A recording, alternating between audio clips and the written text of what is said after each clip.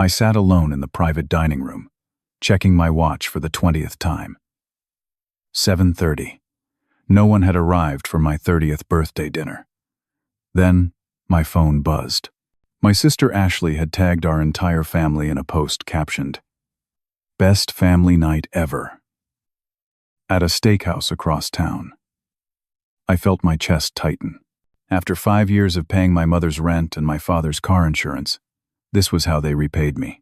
Without responding to the photo, I posted a simple reminder of who kept our family afloat. By morning, I had canceled every automatic payment. By afternoon, my phone exploded with calls. I let them all go to voicemail. I had always been the responsible one in my family. Even as a kid, I was the one making sure homework got done while my younger sister Ashley was out with friends. Our dad ran a moderately successful construction business, and our mom worked part-time at a doctor's office. We were never rich, but we were comfortable enough. Everything changed 5 years ago when Dad's business collapsed, after he lost several major contracts during the economic downturn. At 48, he was too proud to work for someone else, and too stubborn to adapt his business model.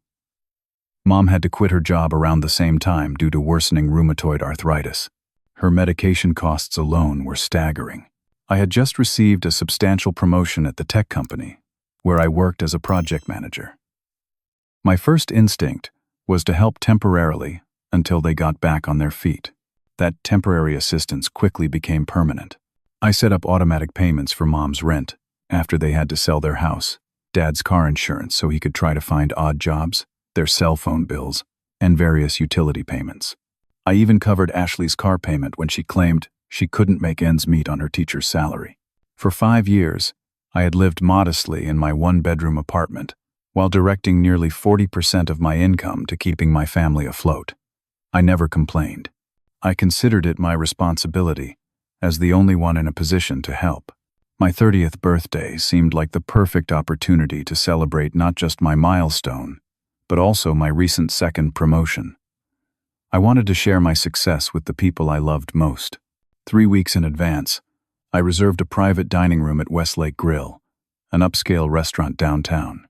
I paid the $500 deposit and worked with the chef on a special menu featuring everyone's favorite dishes. I sent electronic calendar invites to my parents, Ashley, my 2 cousins who lived in town, and my Uncle James. Everyone confirmed. I followed up with text messages the day before. "Can't wait to see you all tomorrow at 7?" Everyone responded affirmatively. Ashley even added, "Wouldn't miss it for the world, big brother." When I arrived at the restaurant at 6:45, the manager greeted me warmly and showed me to the beautifully arranged private room. Candles flickered on the table, set for 7 people. A happy 30th birthday sign hung discreetly on one wall. I had even arranged for a photographer to arrive at 8:30 to capture some family photos. At 7:15, I texted everyone, "I'm at Westlake, waiting for you all. Everything okay?" No responses. By 7:30, the waiter had checked on me 3 times, his expression growing increasingly uncomfortable. "Would you like to order some appetizers while you wait, sir?" he asked. "Just another few minutes," I said, forcing a smile. "I'm sure they're just running late."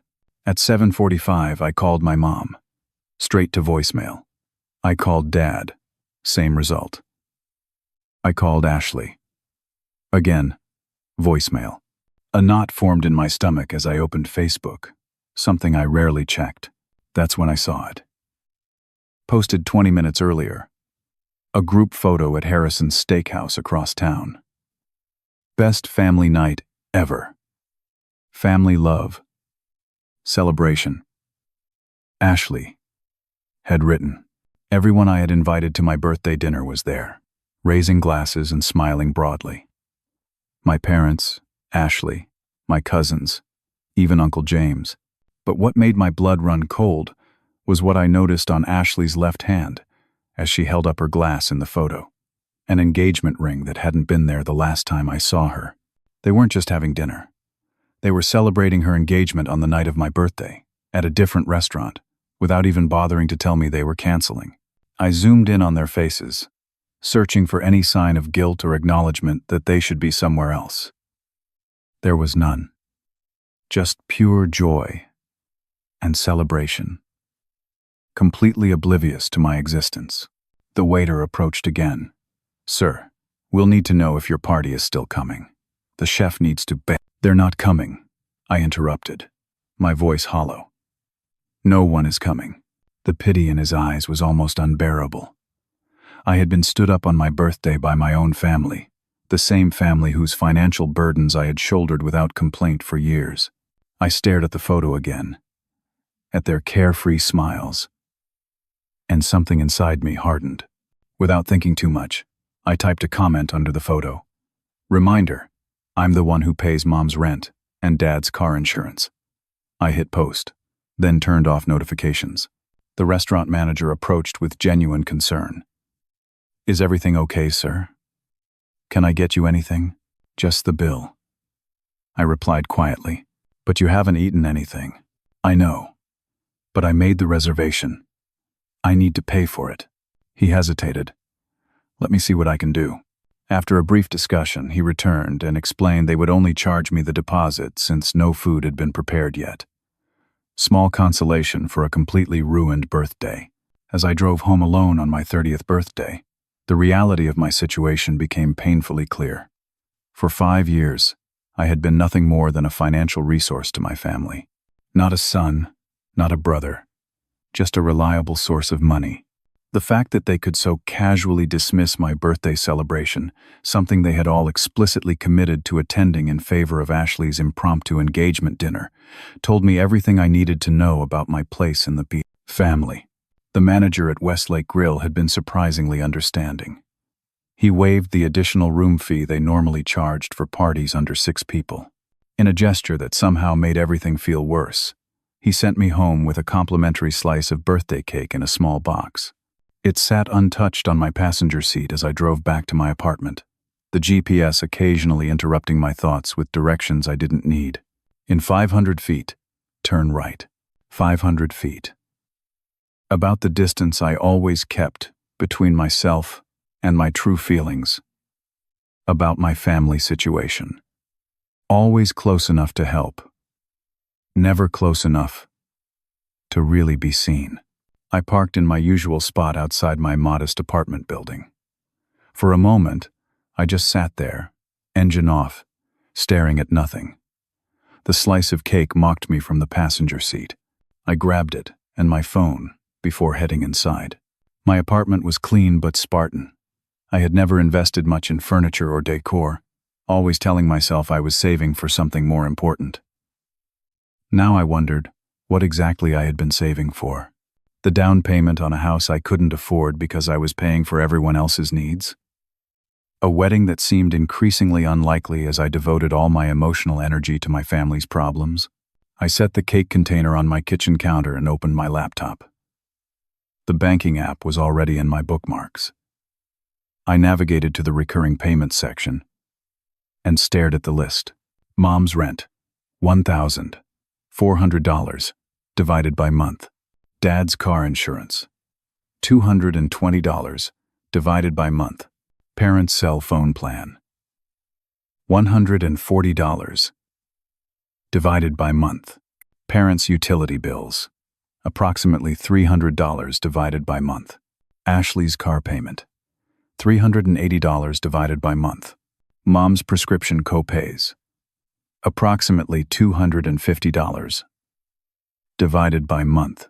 Nearly $3,000 every month, not including the occasional emergency expenses that seemed to crop up with suspicious regularity. I had never seen the full list laid out so starkly before. I had set up most of these payments gradually over time, each one a response to a crisis or tearful phone call. Looking at the total now made my stomach turn. This wasn't temporary assistance. This was permanent dependence. With methodical precision, I began canceling each automatic payment. Each click felt both terrible and liberating. I wasn't canceling them out of pure spite, though I couldn't deny the hurt fueling my actions. I was canceling them because I finally understood that nothing would change unless I forced it to. After completing the financial purge, I turned off my phone entirely and placed it in a drawer. Whatever fallout was coming, I wasn't ready to face it tonight. I opened the cake container and stared at the slice of chocolate cake, with "Happy Birthday" written in elegant script across the top. I picked up a fork, took one bite, then threw the rest in the trash. Sleep didn't come easily that night. I kept seeing the Facebook photo, their smiling faces, Ashley's new ring glinting in the restaurant lighting. Had they even considered me? Had anyone said, "Wait, isn't Milton's birthday dinner tonight?" Before cheerfully ordering another round of drinks, memories flooded back unbidden. Mom forgetting to come to my high school graduation because Ashley had a minor cold. Dad missing my college honors ceremony because he was helping Ashley move apartments. A lifetime of being reliable, responsible Milton who would understand if they couldn't make it. Couldn't help. Couldn't remember. I awoke the next morning feeling strangely calm. My phone remained in the drawer as I got ready for work. Only when I was fully dressed and had my coffee in hand did I retrieve it and power it back on. The notifications began immediately. 12 missed calls from Mom, 8 from Dad, 15 from Ashley, 37 text messages, 6 voicemails. The most recent text from Mom read, "Milton James Walker. The rent payment was declined. Call me immediately." Dad's latest message. "Son, my insurance company called. What's going on with the payment? Call me." Ashley's series of texts evolved from confused to angry. "Milton, my car payment didn't go through." Then, "Are you doing this because of last night? That's childish." And finally, "You need to fix this right now. My credit score can't take a hit. Not one happy birthday. Not one apology for missing my dinner. Just demands and entitlement." I was about to put the phone away without responding when a text from my cousin Tyler appeared. "Hey man, sorry about the confusion last night. Ashley told everyone you had a work emergency and canceled your dinner. That's why we all went to Harrison's instead. Hope everything's okay at work." I stared at the message in disbelief. Ashley had told everyone I canceled? They thought I stood them up? The betrayal cut even deeper. Not only had they abandoned me on my birthday, but Ashley had actively lied to cover their tracks and shift blame to me, and everyone had believed her without even checking with me directly. I put my phone on silent and headed to work. The next steps weren't clear yet, but one thing was certain. The old Milton, who silently accepted disrespect while writing checks, was gone forever. 3 days of silence from my end sent my family into a panic. I had read their increasingly frantic messages, but responded to none of them. At work, I focused on my projects with an intensity that surprised even me. My boss commented that I seemed different, more assertive in meetings. I was different. Years of accumulated resentment had crystallized into resolve. When the knock came at my door on Thursday evening, I wasn't surprised. I had been expecting it. Through the peephole, I could see my parents standing in the hallway. Dad looked angry. Mom appeared anxious. I took a deep breath and opened the door. "What the hell is going on, Milton?" Dad demanded, pushing past me into the apartment without waiting for an invitation. Mom followed more hesitantly. "Hello to you too, Dad," I said, closing the door. "Please, come in. Don't get smart with me," he snapped. "Why were all our payments declined?" "Your mother got a notice that the rent is late. Do you know what that could do to her blood pressure?" I noticed he was wearing the leather jacket I had given him for Christmas last year. The irony wasn't lost on me. "I canceled the automatic payments," I said simply. "We can see that," Mom interjected, her voice softer, but equally strained. "What we don't understand is why. If you're having money problems, you should have told us instead of just cutting us off." I almost laughed. "Money problems?" "No, Mom. I'm having family problems." "What are you talking about?" Dad demanded. Where were you all Saturday night? I asked. They exchanged a quick glance. Ashley called and said you had to cancel your dinner because of some work emergency, Mom replied. She suggested we all get together at Harrison's instead so the evening wouldn't be wasted. I never called Ashley. I never canceled anything. I was sitting alone in a private dining room I had reserved, weeks in advance, waiting for my family to show up for my birthday. The color drained from Mom's face. Dad's expression shifted from anger to confusion. But Ashley said, Ashley lied. I interrupted. And neither of you bothered to call or text me directly to confirm. You just took her word for it and went off to celebrate her engagement on my birthday. We didn't know it was her engagement dinner until we got there, Mom said weakly. Scott surprised her. And you couldn't have called me then? Invited me to join you? Remembered that it was my 30th birthday? The silence that followed was answer enough. Milton, Dad began, his tone softening into something that sounded rehearsed. We're sorry about the misunderstanding, but cutting off financial support to your family is an extreme overreaction. We depend on that money.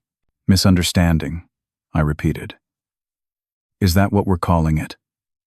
And yes, I know you depend on that money. That's the problem. For 5 years, I've been supporting this family, paying bills, covering emergencies, putting my own life on hold, and what do I get in return? Not even a phone call on my birthday. Mom's eyes welled with tears. We've been going through a difficult time. For 5 years? I challenged. It's always a difficult time. It's always an emergency. It's always something that requires my money, but never my actual presence. Dad's expression hardened again. You're being dramatic. We're family. Families help each other. Help goes both ways, Dad. When was the last time anyone in this family helped me, or even acknowledged my feelings? Do you even know what's happening in my life? Before either could respond, my phone rang. I glanced at it. Speaking of family, it's Ashley. Should I put her on speaker? Without waiting for their answer, I answered the call and hit the speaker button. Finally. Ashley's voice filled the room. What is wrong with you, Milton? My car payment is 4 days late now. The finance company called me at work.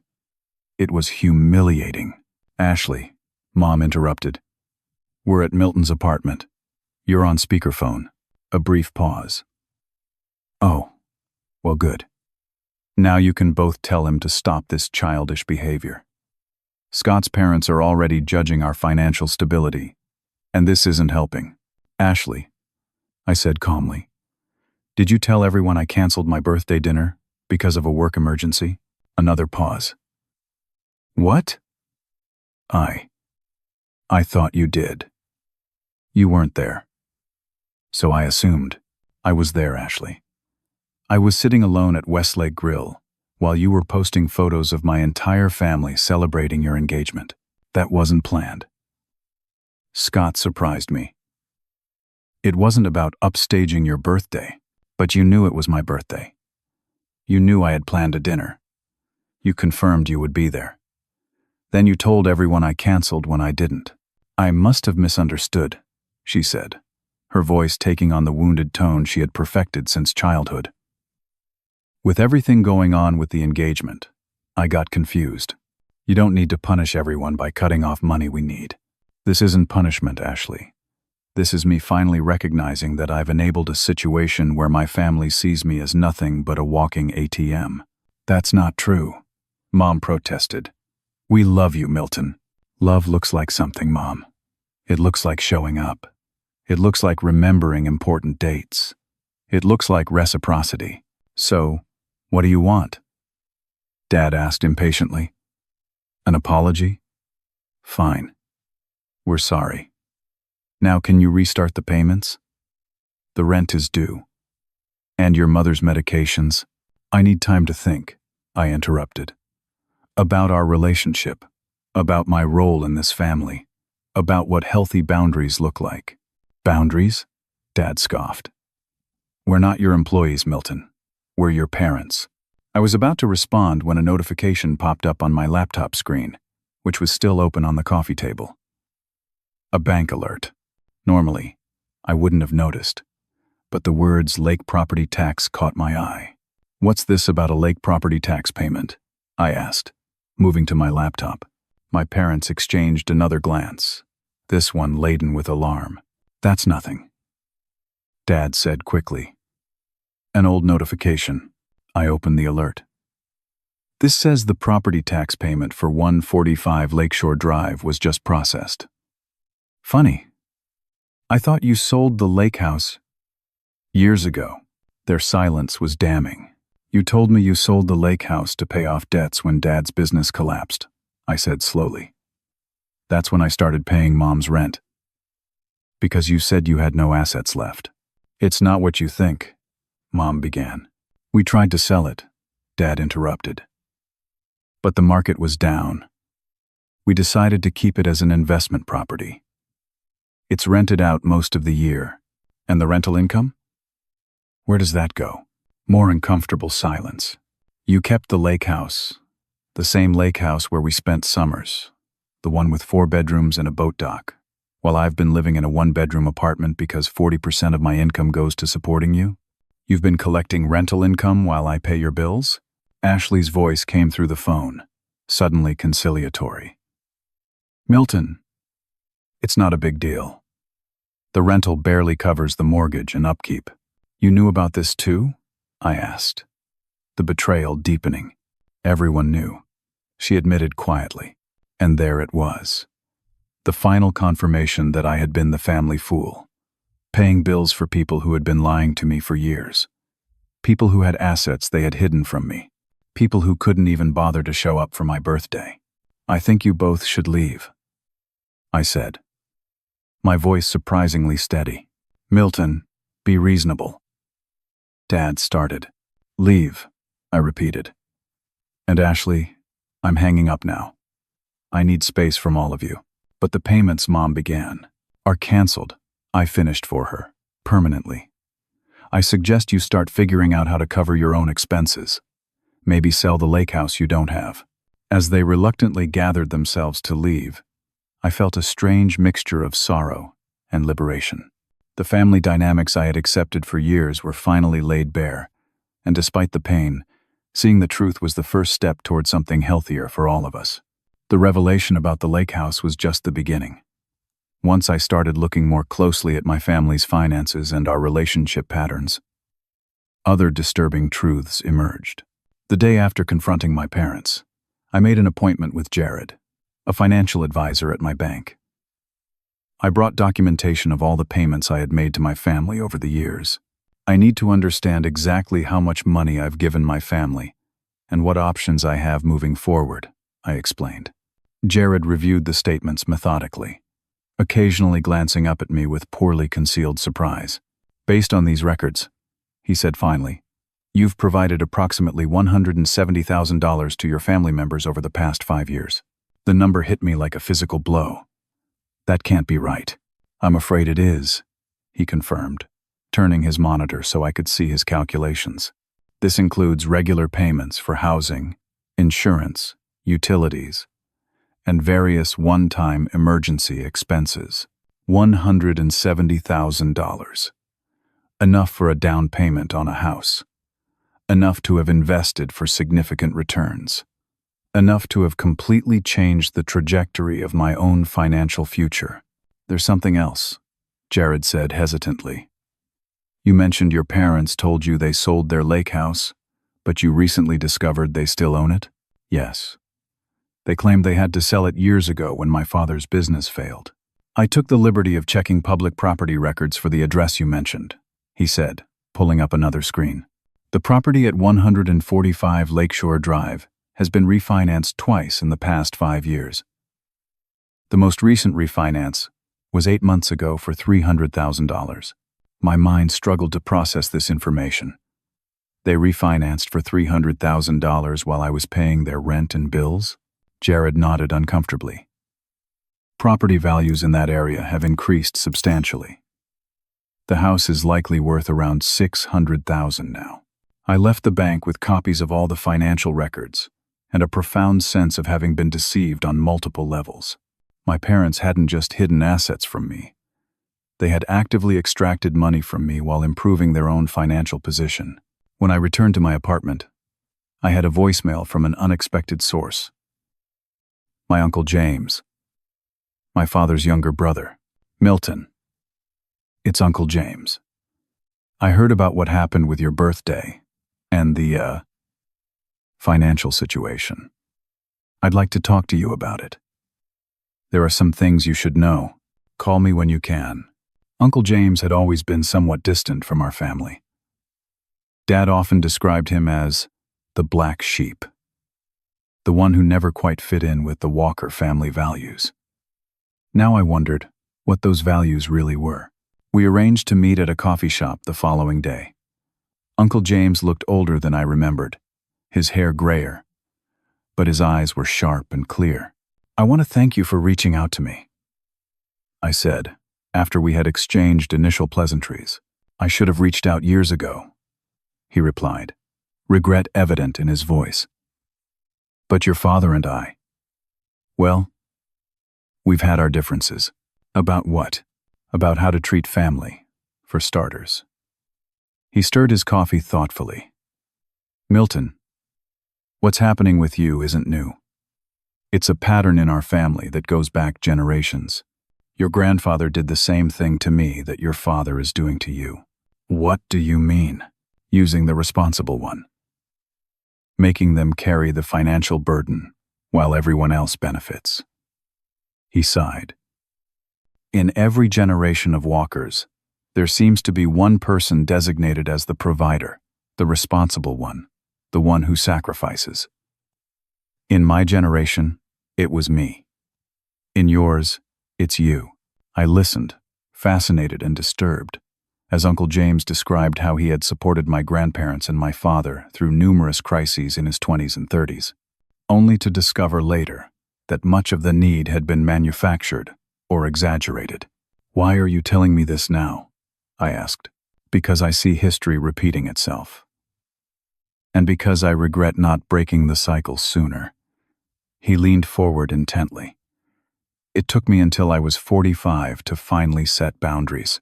Don't wait that long, Milton. As unsettling as this conversation was, it gave me a new perspective. This wasn't just about my birthday being forgotten, or about the money itself. It was about a toxic family dynamic that had been normalized across generations. At work the following week, I opened up to my coworker Travis about what was happening. We had always been friendly, but sharing something so personal deepened our connection. Man, that's some heavy stuff, Travis said after I explained the situation. You know, my sister went through something similar with her in-laws. She started working with a coach who specializes in financial boundaries. Want me to get you her contact information? The coach, Diane, couldn't see me for 2 weeks. But she sent me articles and resources to review in the meantime. I immersed myself in learning about family financial enmeshment, enabling behaviors, and healthy boundaries. Meanwhile, my parents were facing the consequences of suddenly being responsible for their own expenses. Mom called daily, leaving increasingly desperate messages about late fees and collection notices.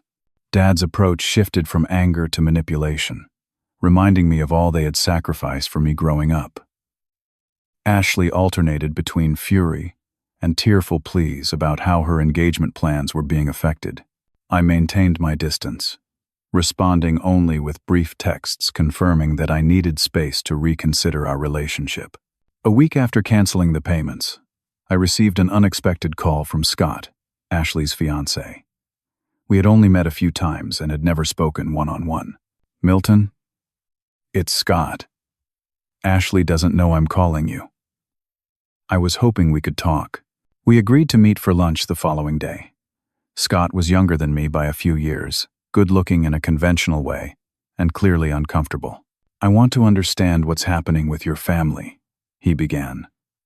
Ashley's version doesn't make sense, and I'm trying to figure out what I'm getting into here. His honesty was refreshing. I gave him a straightforward account of the past 5 years, the birthday incident, and my discoveries about the lake house and refinancing. Scott listened intently, occasionally asking clarifying questions. So, they've been lying to you for years? While taking your money? That's the simplest way to put it, yes. He shook his head. Ashley told me your parents were struggling financially, and that you helped occasionally with small expenses. She never mentioned you were paying her car payment or supporting the whole family. That doesn't surprise me, I replied. Minimizing my contributions has been part of the pattern. I need to think about this, Scott said as our lunch concluded. Ashley and I need to have a serious conversation. As revelatory as these external conversations were, the most shocking discovery came when I was sorting through some old financial documents in preparation for my session with Diane, the financial boundaries coach. In a folder containing my first apartment lease from years ago, I found statements from a savings account I had forgotten about, my childhood savings account that my parents had established for me. The account where birthday money from relatives and my first paychecks from mowing lawns had been deposited. According to the bank's online portal, the account was still active.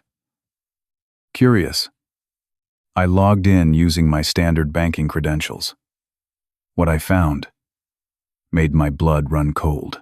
Regular withdrawals had been made from the account over the past 5 years, withdrawals I had never made or authorized. The pattern was clear. Every few months, amounts ranging from $200 to $500 had been taken out, always from ATMs near my parents' previous home. My parents still had access to my childhood account and had been steadily draining it without my knowledge or consent. The total taken was nearly $10,000. This wasn't just financial dependence or manipulation. This was theft, and it was the final piece of evidence I needed to understand just how deeply dysfunctional my family's relationship with money and with me truly was. Armed with documentation and painful clarity about my family situation, I needed to develop a strategy for moving forward. The first step was consulting with experts who could help me navigate this complex terrain. My session with Diane, the financial boundaries coach Travis had recommended, proved invaluable. A woman in her 50s with a calm demeanor and direct approach. She listened to my story without judgment. What you're describing is financial abuse, she said after I had explained everything. It's more common than most people realize, especially within families where one member is particularly responsible or successful. I never thought of it as abuse, I admitted. I just saw it as helping family. That's how it usually starts, she agreed. But when it involves deception, manipulation, and taking advantage of someone's generosity, it crosses a line. The question now is how you want to handle it going forward. We spent the next hour outlining options. Complete severance of financial ties was obvious, but the emotional and relational aspects were more complicated.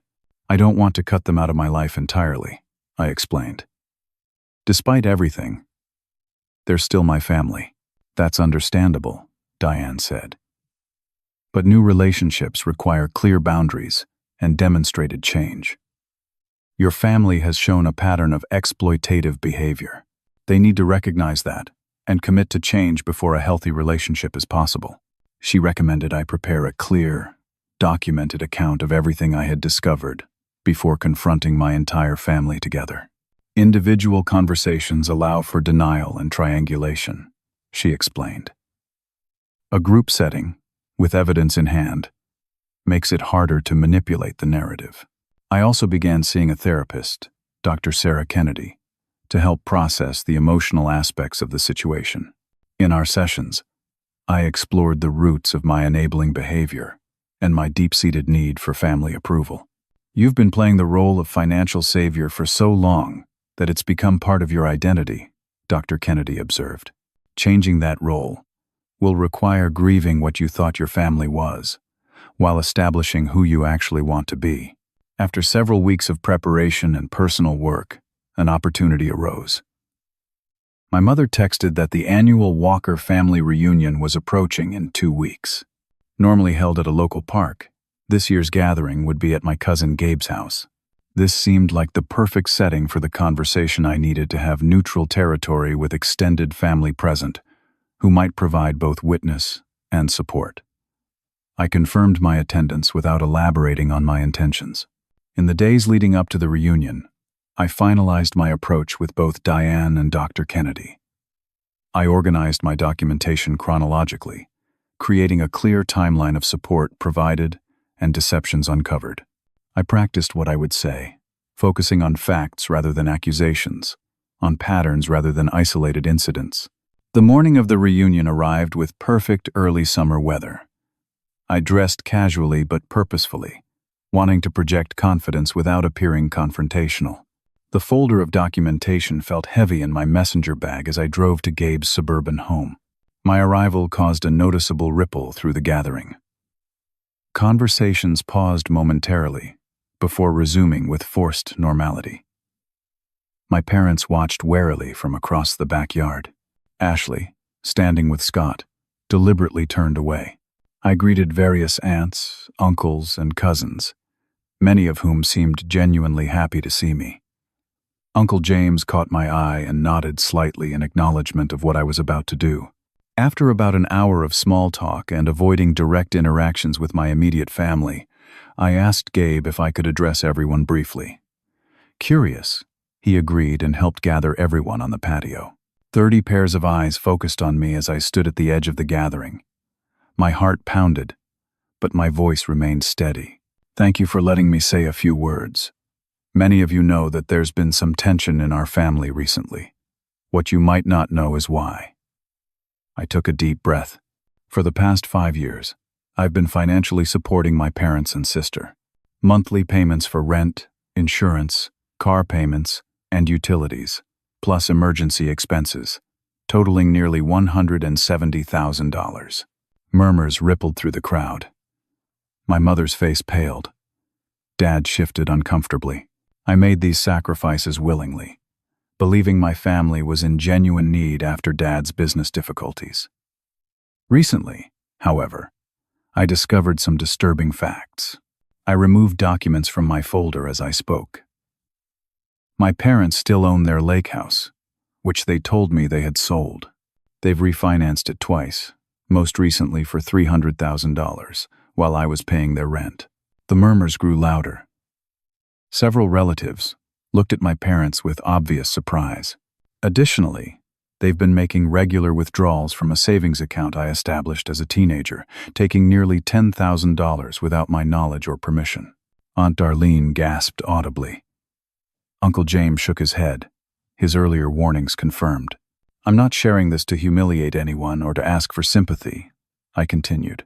I'm sharing it because our family has a pattern of financial exploitation that spans generations, as Uncle James experienced before me. This pattern needs to be acknowledged and addressed if we're going to have honest relationships moving forward.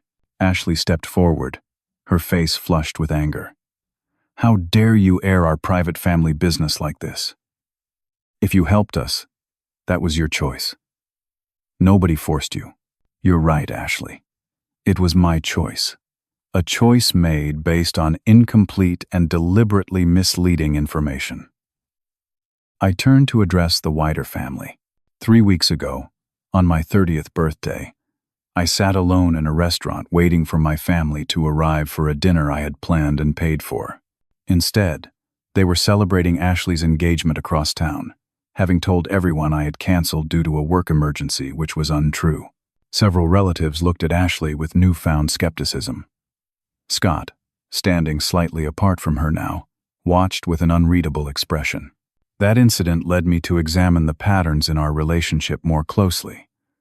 What I found was years of deception designed to keep me in the role of financial provider, while my own needs and feelings were consistently ignored. Dad finally spoke up, his voice tight with controlled anger. You're making us sound like criminals. We're your parents. We raised you, fed you, clothed you. If we needed help during difficult times, that's what family does. I agree that family helps family, I replied calmly. But help should be reciprocal. It should be based on honesty. And it should never involve exploitation or theft. Theft, Mom exclaimed, tears forming. How can you say such a thing? The withdrawals from my savings account were made without my knowledge or consent. What would you call that? Before she could respond, an unexpected voice cut through the tension. My mother's sister, Aunt Linda, who had been watching intently throughout my presentation. "Jean," she said, addressing my mother, "is what Milton saying true? About the lake house? And the refinancing?" Mom looked trapped, glancing at Dad for support. His silence was confirmation enough. "And the savings account?" Aunt Linda pressed. "We were borrowing," Mom said weakly. "We were going to pay it back."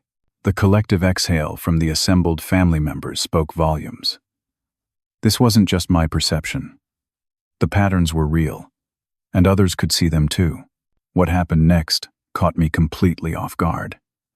My mother, looking suddenly older and defeated, turned toward me, with tears streaming down her face.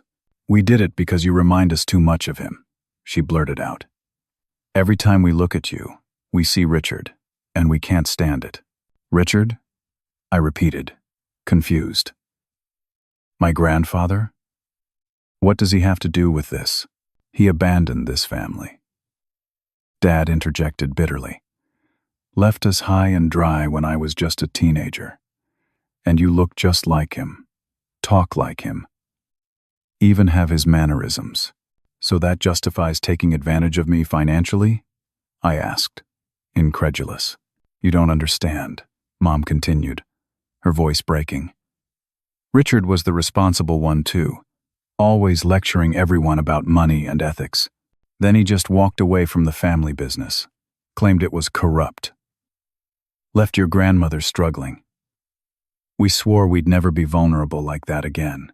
Uncle James stepped forward, shaking his head firmly. "That's not what happened, Jean. And you know it.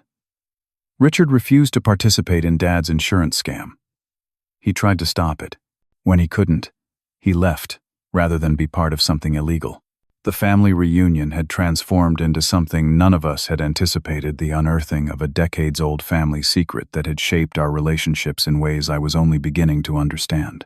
I had come prepared to address my immediate financial situation, not to uncover a generational trauma that apparently had cast me in a role I never knew existed. As uncomfortable truths continued to emerge in that backyard confrontation, I realized that the path forward would be more complicated than I had imagined. This wasn't just about money or missed birthdays. It was about a family legacy of resentment, fear, and misplaced retribution that had found its latest expression in their treatment of me. The revelation about my grandfather Richard stunned me into silence. All these years, I had carried a vague understanding that he had died when my father was young. Now I learned he had left the family due to ethical disagreements, and that my physical resemblance to him had somehow marked me in my parents' eyes. "Tell me about my grandfather," I said to Uncle James after the initial confrontation had dissolved into smaller, intense conversations throughout Gabe's backyard. "The real story, not whatever version I've been told." Uncle James led me to a quiet corner of the garden. "Richard Walker was a principled man," he began. "He and our father were partners in an insurance business. When Dad started falsifying claims and cooking the books, Richard tried to stop it. When he couldn't, he reported it to the authorities and walked away rather than be implicated. He turned in his own partner? His brother? Father, actually. And yes, Richard believed that ethical behavior mattered more than family loyalty, when that loyalty demanded complicity in wrongdoing." Uncle James studied my face. "You really do look like him. Same jawline, same way of holding yourself.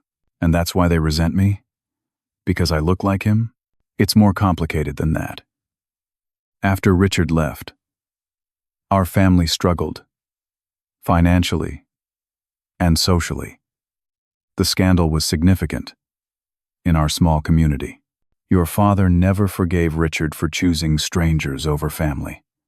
When you started showing the same traits, the responsibility, the ethical concerns, the questioning, I think it triggered old fears. That doesn't justify what they did, I said firmly. No, it doesn't, Uncle James agreed. But understanding the pattern might help you break it. Over the next few weeks, I dove into researching my grandfather's history. Uncle James provided old photographs and letters that Richard had sent him years ago. The physical resemblance was indeed striking. I could have been looking at photos of myself in different clothes and a different era. Through a family friend Uncle James put me in touch with, I learned more about Richard's life after leaving the family business. He had moved to Oregon, started over as an accountant, remarried, and lived what by all accounts was a principled, if modest, life until his death 15 years ago. He tried to reconnect with your father several times. The elderly friend, Martin, told me over the phone. Thomas, your father rejected every overture. Richard eventually stopped trying, though it pained him greatly. Did he know about me? I asked. Oh yes. He kept track of the family from a distance. He knew when you were born. Said you were named after his favorite author, Milton Friedman. Martin chuckled. Richard always hoped the family breach would heal someday. That maybe his grandchildren would understand his choices, even if his children couldn't. These conversations gave me a new framework for understanding my family dynamics. The emotional distance I had always felt, the subtle undermining of my achievements, the way they seemed to resent my success while simultaneously exploiting all of it, had roots in a family trauma that predated my birth. Meanwhile, individual family members began reaching out in the aftermath of the reunion confrontation. My cousin Tyler called first. I had no idea what was going on, he said. I always thought your parents were struggling, and you were helping out a little. Not whatever this is. Aunt Linda visited my apartment, bringing a photo album I had never seen before. These are pictures of your grandfather Richard, she explained. Your mother wanted them destroyed years ago, but I couldn't do it. I thought you might want them now. Most surprisingly, Ashley's fiancé Scott requested another meeting. Over coffee, he revealed that my revelations had caused him to reevaluate his relationship with my sister. I confronted Ashley about the engagement dinner and your birthday, he explained. At first, she denied everything. When I showed her the text messages proving she knew about your dinner in advance, she got defensive, then tried to minimize it. That pattern, deny, defend, minimize it, worried me. It's how our family has always operated, I acknowledged. That's what concerns me, he admitted. I'm not sure I want to marry into that dynamic without some serious changes. Scott's candor was refreshing. Whatever you decide, I respect your thoughtfulness about it. For what it's worth, he added. Ashley's been different since the reunion. More reflective. She's started therapy. This news surprised me. Ashley had always ridiculed therapy as paying someone to listen to your problems. A week later, I received the most unexpected contact of all, a letter from my sister. Not an email or text, but an actual handwritten letter. Milton, it began. I don't know how to say this except directly. I am sorry. Not just for the birthday dinner, but for years of taking your support for granted while giving nothing in return. The family narrative about you has always been that you were the privileged one, the golden child who had everything come easily. It was easier to believe that than to acknowledge your genuine hard work and generosity. She continued for several pages, outlining specific incidents where she had been jealous, resentful, or deliberately hurtful. She acknowledged the car payments, the emergency expenses that weren't really emergencies, and the ways she had reinforced our parents' behavior toward me. Scott has made it clear that our future together depends on me taking responsibility for my actions and changing my patterns. He's right. I don't like who I've become in our family dynamic. I'm working with a therapist to understand why I've acted this way and how to do better. I don't expect immediate forgiveness, but I wanted you to know I'm trying to change. The letter ended with a simple request. When you're ready, I would like to talk in person. I wasn't ready yet, but the letter marked a significant shift in our relationship. For the first time, Ashley was taking responsibility without qualification or deflection. As these new relationships began forming with extended family members and a potentially reformed Ashley, my parents remained largely silent. The few messages they sent focused on practical matters, questions about bills, veiled references to financial difficulties without addressing the deeper issues. 2 months after the reunion confrontation, Uncle James invited me to dinner at his home. His wife Susan prepared an elaborate meal. But I sensed there was more to the invitation than hospitality. After dinner, James led me to his home office. "There's something I need to show you," he said, unlocking a filing cabinet. "Something Richard asked me to hold for you." He withdrew a thick legal envelope, yellowed with age. "Your grandfather established a trust fund for you before he died. It activates on your 35th birthday, or in the event of your marriage, whichever comes first." I stared at the document in shock. "A trust fund? For me? Specifically?" "Yes. Richard never met you, but he followed your progress from afar. When you were accepted to college, he was immensely proud. He established this trust with specific instructions that your parents were not to know about it until you received it." "And they never found out?" "No. Richard was very careful. He was concerned they might try to access it or influence you regarding it." I opened the envelope with trembling hands. The legal language was complex, but the essence was clear. On my 35th birthday, less than 5 years away, I would receive approximately $600,000, the result of careful investments Richard had made specifically for me. "He wanted you to have the freedom he never had," James explained. "The ability to make choices based on your values, not on financial pressures or family manipulation." As I drove home that night, the implications of this discovery settled over me. My grandfather, a man I had never met, had somehow seen me more clearly and cared for me, more genuinely than the family members who had raised me. He had anticipated the family patterns and taken steps to protect me from them. The trust fund wasn't just money.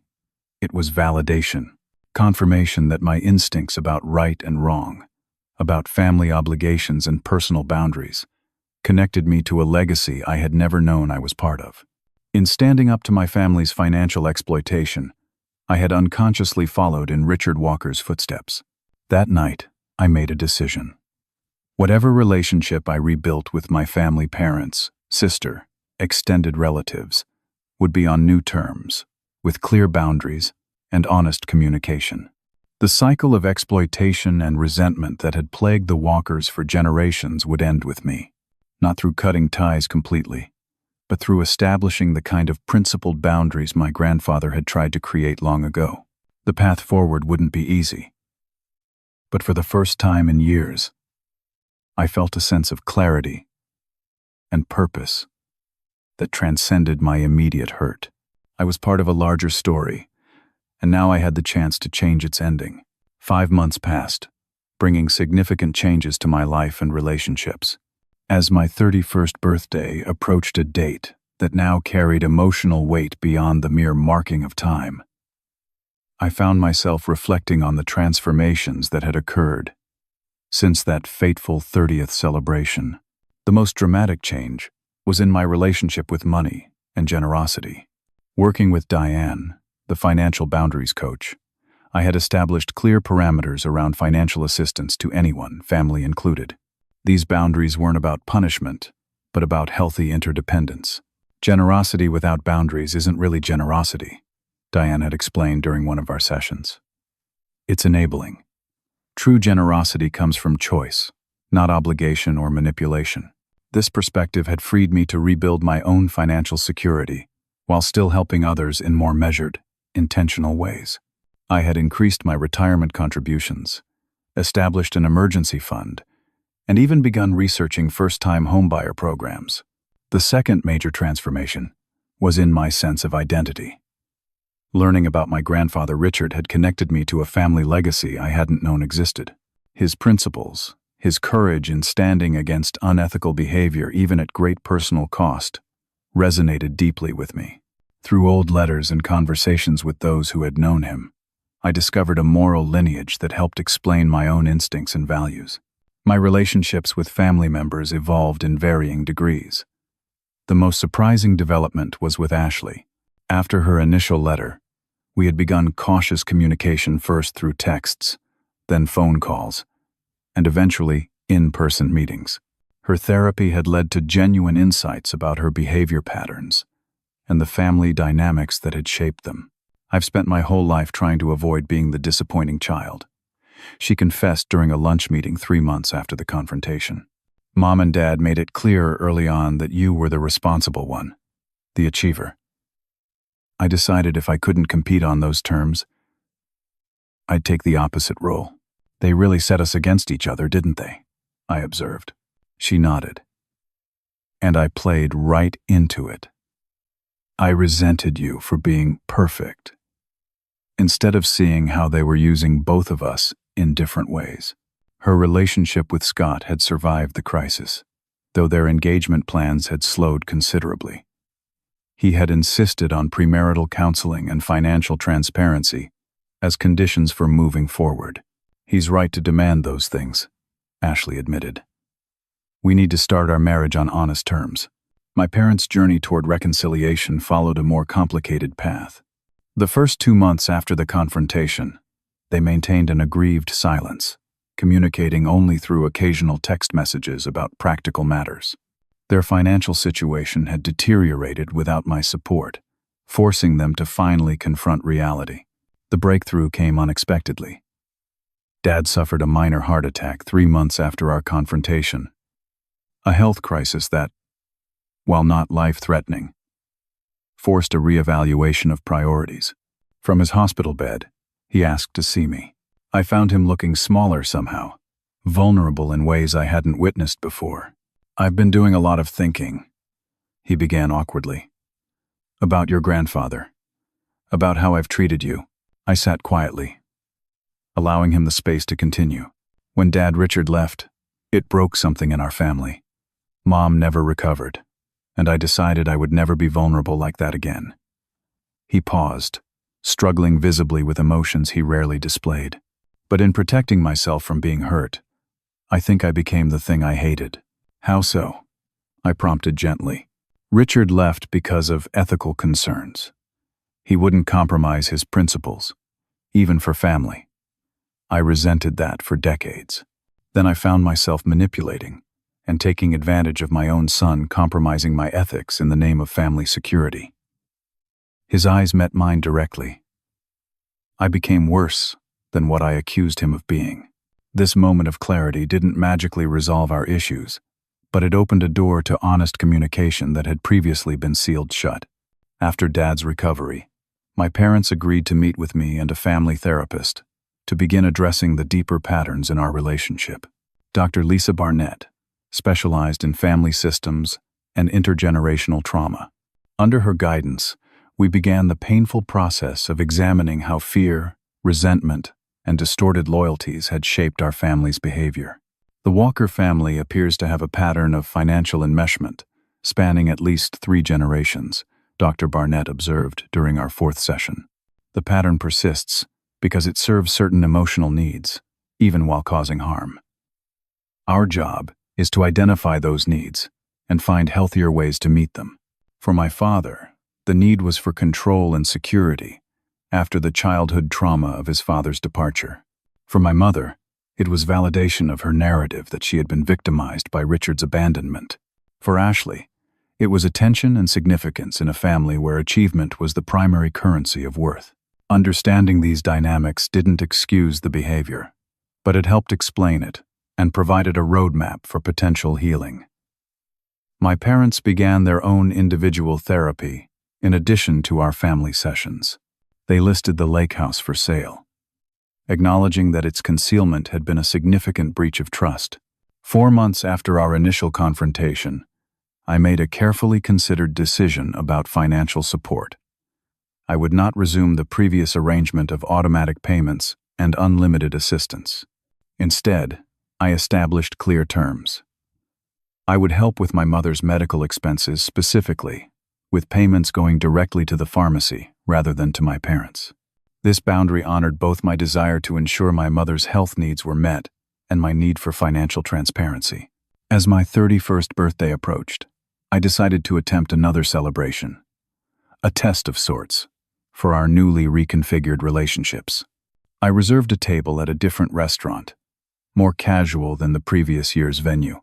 I invited a deliberately mixed group: my parents, Ashley and Scott, Uncle James and Aunt Susan, my friend Travis from work, and 2 other close friends. The invitation included a straightforward acknowledgement of the past. Last year's birthday taught me important lessons about relationships and expectations. I'm choosing to celebrate this year with people who are committed to honesty and mutual respect. I hope you'll join me. Everyone accepted. On the evening of the dinner, I arrived early, half expecting history to repeat itself. Instead, I found Uncle James and Aunt Susan already waiting, followed shortly by Travis and my other friends. My parents arrived exactly on time, slightly awkward but making visible effort. Ashley and Scott were the last to arrive, bearing a small, thoughtfully chosen gift. The dinner wasn't perfect. Conversations occasionally stalled. Old tensions flickered beneath the surface. But there was also genuine laughter, sincere questions about each other's lives, and a palpable sense of people trying, really trying, to connect authentically. At the end of the meal, my father asked to say a few words. My stomach tightened instinctively, but his message surprised me. I want to acknowledge that we're here today because Milton had the courage to break a destructive family pattern, he said, his voice uncharacteristically humble. It would have been easier for him to continue as things were, or to cut us off completely. Instead, he chose the harder path of truth and accountability. Dad raised his glass to Milton, not just for another year of life, but for showing us a better way to live it. The toast brought unexpected tears to my eyes. It wasn't dramatic or effusive, but coming from my father, it represented a seismic shift in our relationship. Later that evening, as guests began to depart, Ashley pulled me aside. "I have something to tell you," she said, a nervous smile playing at her lips. "Scott and I set a wedding date. It's a year from now, very small ceremony. And we'd like you to be Scott's best man." Me? Not his brother or friend? His idea, actually. He says you're the person who helped him understand what integrity in a family really means. She squeezed my hand. "You don't have to answer now. Just think about it." As I drove home that night, I reflected on the journey of the past year. From sitting alone in a private dining room, discovering my family's betrayal, to this imperfect but honest birthday celebration. The road to healing our family wounds had just begun, with many difficult conversations still ahead.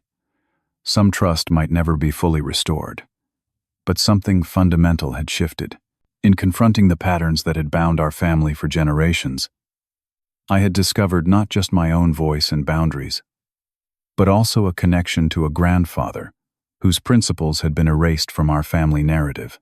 In reclaiming that legacy, I had found a path forward that honored both my individual needs and the possibility of more authentic family bonds. The trust fund Richard had established still waited in my future, a reminder that someone I never met had seen me clearly enough to want to protect my autonomy. But the real inheritance from my grandfather wasn't financial. It was the example of standing firmly for one's principles, even when doing so disrupted comfortable but toxic patterns. As I unlocked my apartment door, I smiled at the birthday card Uncle James had given me. Inside, in addition to his warm wishes, he had written a quote attributed to my grandfather Richard. "The truth may cost you in the short term, but living a lie costs you forever." In choosing truth over comfortable deception, I had lost certain illusions about my family, but I had gained something far more valuable: the freedom to build relationships based on reality rather than manipulation, on mutual respect rather than exploitation. That, I realized, was the most meaningful birthday gift of all. Have you ever had to set difficult boundaries with family members who took your generosity for granted? What would you have done in Milton's situation? I'd love to hear your thoughts in the comments below. If this story resonated with you, please like and subscribe to hear more stories about overcoming family challenges and building healthier relationships. And if you know someone who might benefit from this message about setting boundaries and standing up for yourself, please share this with them. Thank you for listening to Milton's journey, and I wish you the courage to create authentic connections in your own life.